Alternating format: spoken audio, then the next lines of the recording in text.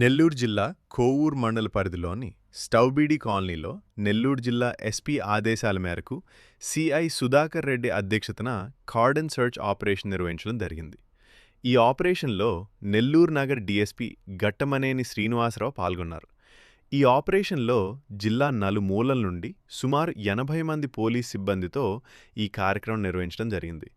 ఈ కార్డన్ సెర్చ్లో సుమారుగా 30 ద్విచక్ర వాహనాలను, సరి అయిన వాహన పత్రాలు లేకుండా, తలకు హెల్మెట్ లేకుండా నడుపుతున్న వాహనాలను సీజ్ చేయటం జరిగింది. అనంతరం రూరల్ డీఎస్పీ శ్రీనివాసరావు మాట్లాడుతూ, రాష్ట్రంలోనే రోడ్డు ప్రమాదాల్లో నెల్లూరు జిల్లా 2వ స్థానంలో ఉందని, దీన్ని తగ్గించే విధంగా అందరూ సహకరించాలని కోరారు.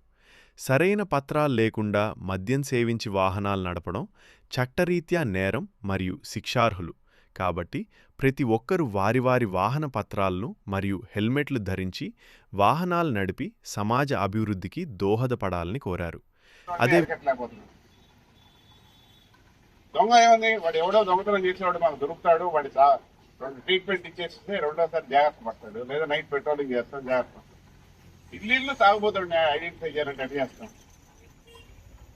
తల్లిదండ్రులకైనా బాధ్యత అంతా అన్నానని కాదు, కానీ వాళ్ళ బిజీలో వాళ్ళు పడిపోతున్నారు. తల్లిదండ్రులు ఆ కొడుకు ఎక్కడ పోతున్నాడు, ఎవరితో తిరుగుతున్నాడు, ఎవడు సావాసం చేస్తున్నాడు, తాగుబోతుడితో సావాసం చేస్తున్నాడు, వాడెన్ని కత్తులు కలిసినది గొంతు పట్టుకొని పోస్తున్నట్టుగా వీడియో పెట్టాడు సోషల్ మీడియాలో గ్రూప్. అదే బుద్ధిగా చదువుకోవడం, లేకపోతే సొసైటీకి ఉపయోగపడతాం, కుటుంబానికి ఉపయోగపడతాం అనేది లేదు ఎవరికి కూడా. మీ పాటిగా మీరు తిరుగుతూ ఉంటే తల్లిదండ్రులు పిల్లల దగ్గర నుంచి మొన్న ఒక కార్పొరేట్ స్కూల్ ప్రిన్సిపాల్ వచ్చాడు నా దగ్గరికి నెల్లూరులో. చిన్న చిన్న పొగాకు ప్యాకెట్స్ నాలుగు కింద పెట్టుకుని 10th క్లాస్ వేసిన పిల్లలు ఉన్నారు దొరికే స్కూల్లో. వాడికి గుట్కాను పొగాకు నోట్లో పెట్టుకుని మొత్తం వాడికి అవసరం 9వ తరగతి 10వ తరగతి చదివేవాడికి.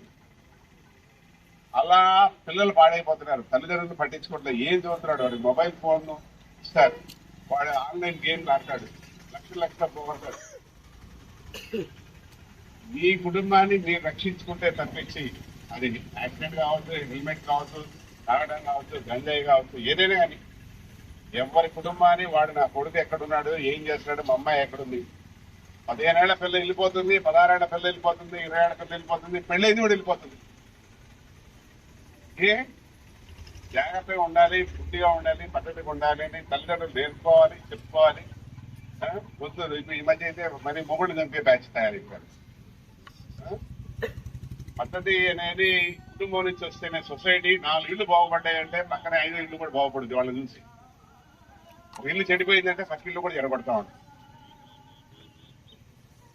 ఈ రోజు మేము వచ్చింది దేనికి, కార్డన్ సెర్చ్ చేయడానికి, గంజా గురించి, దొంగ వాహనాల గురించి, దొంగతనం చేసేవాళ్ళ గురించి, యాంటీ సోషల్ ఎలిమెంట్స్ ఎవరు ఉన్నారో ఈ కాలనీలో చెప్పండి. ఎవడన్నా తాగుబోతాడై, తిరిగిపోతాడై, గంజా ఎవడు ఉంటే నేను కాదు కదా, నా ఇంట్లో కాదు కదా, నేను తాగట్లేదు కదా అంటే రేపు ఏదో ఒక రోజు వాడు తాగి వాడి దగ్గర గంజాయికి డబ్బులు లేకపోతే నీటిలో వచ్చి దొంగతనం చేస్తాడు.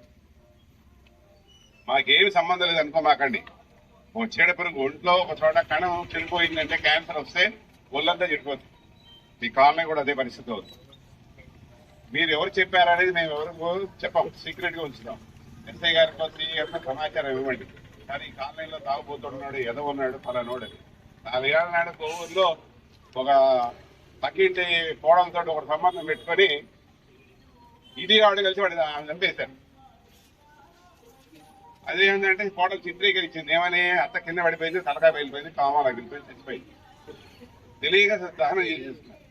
వాడిని ఎందుకు ఆమె చంపేశాడు, మెడ బొచ్చు వాడిపోయాడు. విచారిస్తే 4 ఏళ్ల నాడు జరిగిన సంగతి ఇప్పుడు బయటకు వచ్చింది. అంటే తెలుసుకోండి, పక్కనే చీడ పురుగులు ఉంటే మనకు కూడా ఏదో ఒక రోజు ఆ చీడ పురుగు వల్ల ఇబ్బంది అవుతుంది. మన కుటుంబానికి, మన పిల్లలకి, మన ఆడపిల్లలకి, కోడలకి, కూతుళ్ళకి, ఎవరికైనా ఇబ్బంది అవుతుంది. అందరం మన కోసమే కాదు, మన చుట్టుపక్కల వాళ్ళు కూడా సరిగా ఉన్నారు లేదు కూడా చూసుకోవాలి.